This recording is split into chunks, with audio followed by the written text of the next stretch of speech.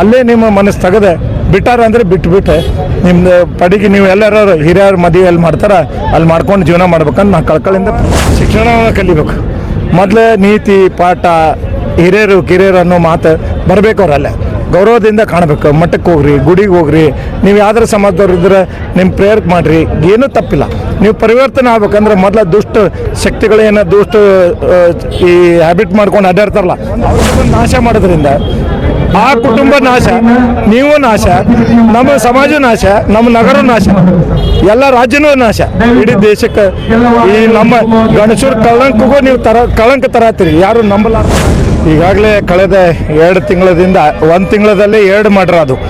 ಅದ್ರ ಜೊತೆಗೆ ಉತ್ತರ ಕರ್ನಾಟಕದಲ್ಲಿ ಸುಮಾರು 10 ಮರ್ಡರ್ ಆಗಿದ್ದಾವೆ ಒಂದೇ ತಿಂಗಳಲ್ಲಿ. ನಾನು ಈಗಾಗಲೇ ಸರ್ಕಾರಕ್ಕೆ ಸಾಕಷ್ಟು ಬರೀ ಮನವಿನೂ ಮಾಡೀವಿ ಮತ್ತು ಅದಕ್ಕೆ ಏನೇನು ಬೇಕೋ ಎಲ್ಲ ರೀತಿಯಿಂದ ಸರ್ಕಾರ ಎಚ್ಚೆತ್ತು ನನಗೆ ನ್ಯಾಯ ಮಟ್ಟನ ಹತ್ಯೆ ಆದ ನಂತರ ಏನೇನು ಮಾಡ್ಯಾರ ಅದೇ ರೀತಿ ಎಲ್ಲರಿಗೂ ನಿಲ್ಬೇಕಂತ ನಾನು ಬೇಡಿಕೆ ಇಟ್ಟೀನಿ.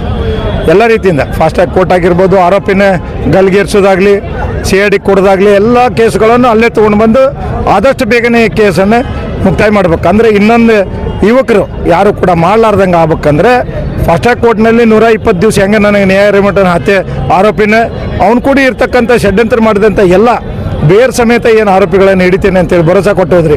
1 ತಿಂಗಳಾಯ್ತು ಇವತ್ತಿಗೆ ಯಾರೂ ಬಂದಿಲ್ಲ, ಹಿಡ್ದಿಲ್ಲ. ಒಬ್ಬರು ಆರೋಪಿ ಇದ್ದಾರೆ.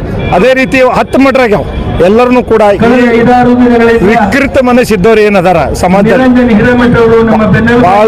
ಬಹಳಷ್ಟು ಕಡೆ ನಡೆದ ಈ ಘಟನೆ ನಡೆದ ಬಹಳಷ್ಟು ಕಡೆ ತೊಂದರೆ ಅನ್ಸಾತೈತೆ. ಅದಕ್ಕೆ ಯುವಕರಲ್ಲಿ ದಯಮಾಡಿ ತಾವೇನಾದರೂ ಕೂಡ ಇಂಥ ವಿಕೃತ ಮನಸ್ಸಿಟ್ಟುಕೊಂಡು ಈ ಕೃತ್ಯನ ಮಾಡಬೇಡ್ರಿ. ತಮ್ಮ ಲೈಫು ಹಳೆ, ತಮ್ಮಂತನಿಗೂ ಕಳಂಕ, ನಿಮ್ಮ ಲೈಫು ಹಳೆ, ನಿಮ್ಮ ಏನು ನೀವು ಪ್ರೀತಿ ಮಾಡ್ತಿದ್ರಿ ಅಥವಾ ಆ ಕುಟುಂಬ ಕೂಡ ನಾಶಕ್ಕೆ. ಅದರಿಂದ ತಮಗೂ ಪ್ರಯೋಜನ ಇಲ್ಲ ಮತ್ತು ಆ ಕುಟುಂಬಕ್ಕೂ ಪ್ರಯೋಜನ ಇಲ್ಲ. ಸಮಾಜ ಕೂಡ ಬೇರೆ ಒಂದು ದಾರಿಗೆ ಒಯ್ದಂಗೆ ಆಕೈತಿ. ಅದಕ್ಕೆ ಸಮಾಜದ ಹಿರಿಯರು ಕೂಡ ಸಮಾಜಕ್ಕೆ ಕಳಂಕ ತರ್ತೀರಿ, ಸರ್ಕಾರಕ್ಕೆ ಕಳಂಕ ತರ್ತೀರಿ, ಜಿಲ್ಲಾ ಆಡಳಿತ ಕಳಂಕ ತರ್ತೀರಿ. ಅದಕ್ಕೆ ಎಲ್ಲ ವ್ಯಸನಗಳನ್ನು ಬಿಡಬೇಕು. ಮೊದಲು ತಾವು ಶಿಕ್ಷಣವನ್ನು ಕಲಿಬೇಕು. ಮೊದಲು ನೀತಿ ಪಾಠ ಹಿರಿಯರು ಕಿರಿಯರು ಅನ್ನೋ ಮಾತು ಬರಬೇಕು. ಅವರಲ್ಲೇ ಗೌರವದಿಂದ ಕಾಣಬೇಕು. ಮಠಕ್ಕೆ ಹೋಗ್ರಿ, ಗುಡಿಗೆ ಹೋಗ್ರಿ, ನೀವು ಯಾವ್ದಾರ ಸಮಾಜದವ್ರು ಇದ್ರೆ ನಿಮ್ಮ ಪ್ರೇಯರ್ ಮಾಡಿರಿ, ಏನೂ ತಪ್ಪಿಲ್ಲ. ನೀವು ಪರಿವರ್ತನೆ ಆಗ್ಬೇಕಂದ್ರೆ ಮೊದಲ ದುಷ್ಟ ಶಕ್ತಿಗಳೇನು ದುಷ್ಟ ಈ ಹ್ಯಾಬಿಟ್ ಮಾಡ್ಕೊಂಡು ಅಡ್ಡಾಡ್ತಾರಲ್ಲ ಅವ್ರ ಸಂಗತಿ ಬಿಡ್ಬೇಕು. ನಾವು ಲವ್ ನೋಡಿ, ನಿಮ್ಮ ಮನಸ್ಸು ಅವ್ರ ಮನಸ್ಸು ಇದ್ರೆ ಬೇರೆ. ಈಗ ಆಕೆ ರಿಜೆಕ್ಟ್ ಮಾಡಿಲ್ಲ ಅಂತ ಮರ್ಡರ್ ಮಾಡೋದು ವಿಕೃತಿ ಏನೈತಲ್ಲ ಅದನ್ನು ಬಿಡ್ಬೇಕು. ಅದು ಯಾವಾಗ ಆಕೈತಿ, ನೀವು ಏನಾರ ಅದಕ್ಕೆ ಡ್ರಗ್ಸ್ ಅಡಿಕ್ಟ್ ಆದರೆ, ಗಾಂಜಾ ಹೊಡ್ಯಾಕ ಕುಂತ್ರೆ, ಸೆರೆ ಕುಡಿದಾದ್ರೆ ಅಂಥ ಮಾನಸಿಕ ಸ್ಥಿತಿ ಬರಬಾರ್ದು. ಈಗ ದೇಶನಾಗ ದಿನ 1 ಲಕ್ಷ ಲವ್ ಮಾಡ್ತಾರೆ, ದಿನ 1 ಲಕ್ಷ ಮಂದಿ ರಿಜೆಕ್ಟ್ ಹಾಕೋ. ಹಂಗಂತೇಳಿ ದಿನ 1 ಲಕ್ಷ ಮಂದಿ ಮರ್ಡರ್ ಆಗೋದಿಲ್ಲ. ನೀವ್ಯಾಕೆ ಹಂಗೆ ತಿಳ್ಕೊಂಡು ಮರ್ಡರ್ ಮಾಡ್ತೀರಿ?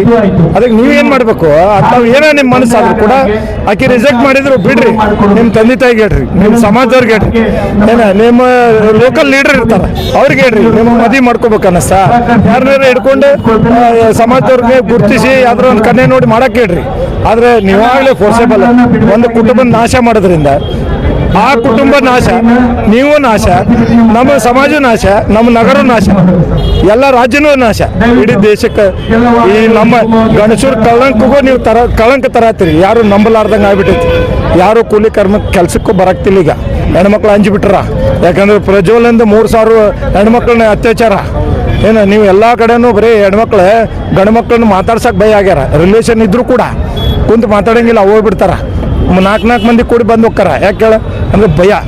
ಅದಕ್ಕೆ ನೀವು ಕೂಡ ಗಂಡ್ಮಕ್ಳೇ ಈ ರೀತಿ ಷಡ್ಯಂತ್ರಕ್ಕೆ ಹೋಗ್ಬಾರ್ದೆ.